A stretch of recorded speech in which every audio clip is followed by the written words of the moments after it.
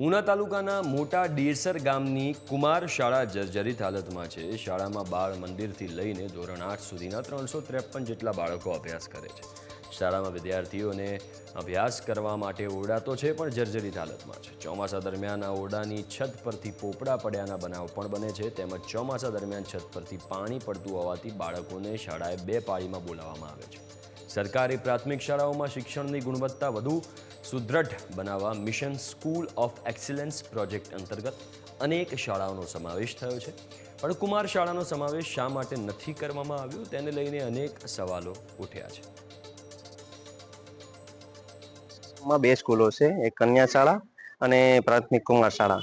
કુમાર શાળા જે છે તેમાં અગાઉ ટૂંકમાં પોપડા પડેલા, બરોબર, હજી પણ ટૂંકમાં પોપડાનો પરિસ્થિતિ ચાલુ છે અને મારા સંતાનો 2 ભણે છે, એક 5મામાં છે અને એક બાલવાટિકામાં છે। વારંવાર આ પોપડા પડવાને કારણે કાલ સવારે જો કોઈ ઘટના બની તો એની જવાબદારી કોણ લેશે, બરોબર? એથી હું એટલું જ કહેવા માંગુ છું કે આ જર્જરિત ઓરડા જે છે એને પાડી અને નવેસરથી બિલ્ડિંગ બનાવવામાં આવે એવી મારી સરકાર પાસે માગણી છે। મોટા ડેસર ગામે કુમાર પ્રાથમિક શાળા આવેલી છે। આ શાળામાં અંદાજે 353 જેટલા બાળકો અભ્યાસ કરે છે। 2006માં એક બિલ્ડિંગ બનેલું છે 6 ઓરડાનું। એ બિલ્ડિંગ આજે અતિ જર્જરિત છે। ચોમાસા દરમિયાન પાણી ટપકવાનો પ્રશ્ન હતો, છત ઉપરથી પોપડા પડવાનો પણ પ્રશ્ન હતો, પણ સદનસીબે કોઈ પણ વિદ્યાર્થીઓને કોઈ અસર નથી થઈ, એને લાગ્યું નથી, એટલે એ સદનસીબે અમે બચી ગયા છે। પણ ટૂંક સમય પહેલા વાસોદમાં જે ઘટના બની, વાસોદમાં છત ઉપરથી પોપડા પડ્યા, 7 જેટલા વિદ્યાર્થીઓને ખૂબ ગંભીર ઈજાઓ થઈ।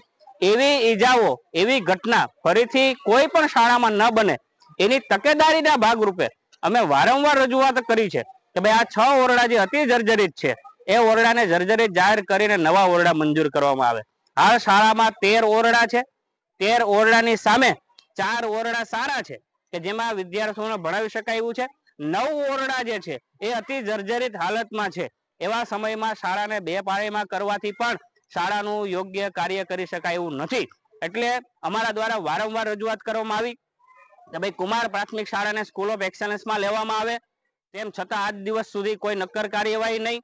આજે 6 ઓરડા જર્જરિત છે, એ 6 ઓરડાની સાથે અન્ય બીજા 3 ઓરડા, જે 9 ઓરડા જર્જરિત છે, નવા ઓરડા બને એવી અમારી માંગણી પણ રહી છે।